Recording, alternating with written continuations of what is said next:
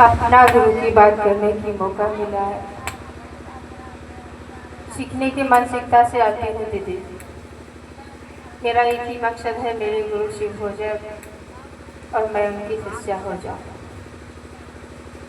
जो बच्चा पढ़ने के मानसिकता में रहता है वही टाइम उनकी याद रखता है। गुरु को कहा हुआ सवाल को, टास्क को, हिसाब को याद रखता है। क्या करूँ, मैं भी आगे जाऊँ। कुछ बनने की मानसिकता में जो बच्चा रहता है ना, उनकी याद एनी टाइम बना रहता है। मैं भी कोशिश में हूँ कि मेरे गुरु शिव हो जाए, मेरे गुरु शिव हो जाए। इसके लिए क्या काम दिए साहब दीदी ने? मात्र 3 गो सूत्र। वो कुछ नहीं बोले, आप जैसे हैं, जैसे रहते हैं, क्या खाते हैं, क्या पहनते हैं, उससे कोई मतलब नहीं है। किस जाति से है, क्या आपका धर्म है, गोत्र है, कुछ नहीं पूछे। बस एक ही शब्द बोले, मानव है ना। हम आप मानव है, और मानव है तो डायरेक्ट हमारे आपके जीवन में ये 3 सूत्र जिसने दिया है, हम आप प्यार से साहब दीदी उन्हें बोलते हैं। और हमारे आपके उनके बगैर तो कुछ चल ही नहीं पाएंगे। अभी दीदी बोल रही थी, साहब से अलग हट कर रहेंगे तो जीवन भर नहीं बन पाएंगे। क्योंकि साहब जो कह दिए हैं, वो कहते हैं ना, जो मैंने किया ना वो मत करो, लेकिन जो मैंने कहा है ना उसको बहुत सोच समझ कर, मतलब वो बोले हैं तो जो मैंने कह दिया उसको करो। क्यों बोले? क्योंकि साहब ने बहुत कुछ करके हार थक कर ना हमारे आपके जीवन में 3 सूत्र ला कर दिए। पूजा पाठ, साधना, आराधना क्या क्या नहीं किए, और हार थक के लाचारी में उसने कहे कि जे हे शिव, आप आज से मैं भगवान शिव को ही गुरु बनाऊंगा। क्योंकि जितने भी गुरु जीवन में आए ना साहब को मन को रास नहीं आया।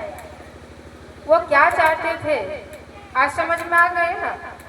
उनकी चाहत देखी थे, हर व्यक्ति परेशानी में, हर व्यक्ति दर्द में है, कोई खुश नहीं है। सबकी कुछ न कुछ परेशानियां हैं। एक को व्यक्ति नहीं कहेंगे कि आज मैं सुखी हूँ। हर दर्द को, हर दिल के धड़कन को, हर आवाज को साहब दीदी को पता था। तब न वह संसार में आए मानव के शरीर लेकर। हमारे आपको लगता है दीदी साहब दीदी कुछ है कि नहीं है। यहाँ भी कुछ लोग को डोट लगता है कि गुरु से दया मांगे कि साहब दीदी से दया मांगे। लेकिन साहब बार बार बोलते हैं ना, उस गुरु से दया मांगने के लिए भी दया मांगना पड़ेगा। तो किससे मांगना पड़ेगा? तो फिर साहब दीदी के लिए शरण में जाएंगे। कहते हैं ना, मदद करने के लिए तैयार है, आप लोग लेने के लिए तैयार कहाँ हो? अगर कह देंगे साहब दीदी ये 3 सूत्र मुझसे नहीं हो रहा है, देखिए करके देखिए, अगर कह के बैठिएगा ना तो दया मांगने में मन लगता है। और जिस दिन नहीं बोलिएगा ना तब दया मांग रहे हैं, अब मन तो पता नहीं कहाँ जाता है। हम आप अच्छे तरह जानते हैं, इससे पहले नहीं पता था। लेकिन जब से इनको गुरु बनाए हैं तब से समझ में आता है कि मन शरीर से भागवो करता है। नहीं, दया मांग रहे हैं, मन भाग गया।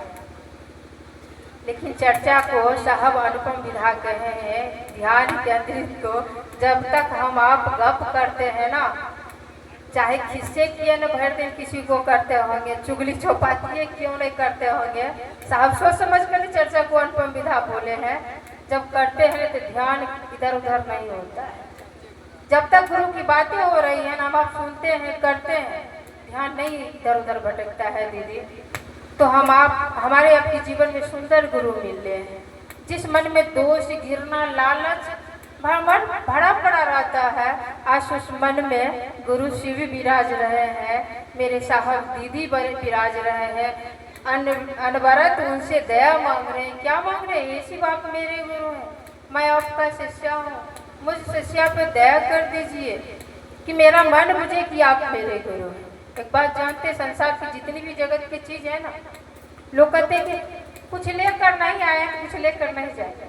ये सिर्फ बोली में, बोली में हम आप बोलते हैं कुछ लेकर नहीं आए, कुछ लेकर जाएंगे।